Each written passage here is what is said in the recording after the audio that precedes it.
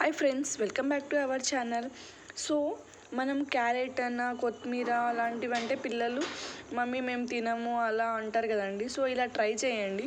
So first గోధుమ పిండి తీసుకొని అందులోకి చాప్ చేసుకున్న క్యారెట్, కొత్తిమీర, తగినంత ఉప్పును వేసుకొని తర్వాత మనం కొంచెం ధనియాల పౌడర్ వేసుకోవాలి. ఇది టేస్ట్ కొరకండి.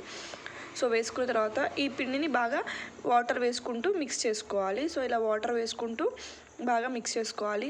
సో ఇలా మిక్స్ చేయడం వల్ల టోటల్ పిండికి మొత్తం క్యారెట్, కొత్తిమీర అంతా పట్టేస్తుందండి.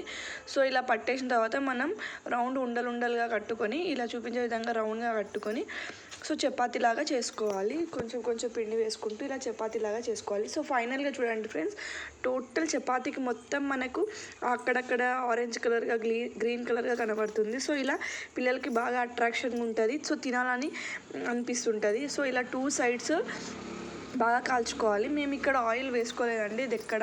సో మీరు కావాలంటే ఆయిల్ వేసుకోండి. సో కొంచెం ఆయిల్ లెస్ అయితే కొంచెం హెల్తీ ఉంటారు కదా. సో అందుకనే మేము ఆయిల్ రిఫర్ చేయలేం. సో మీరు కావాలనుకుంటే కొంచెం ఆయిల్ వేసుకొని 2 సైడ్స్ కాల్చుకుంటే ఫైనల్గా మనకు హెల్తీ రెసిపీ రెడీ.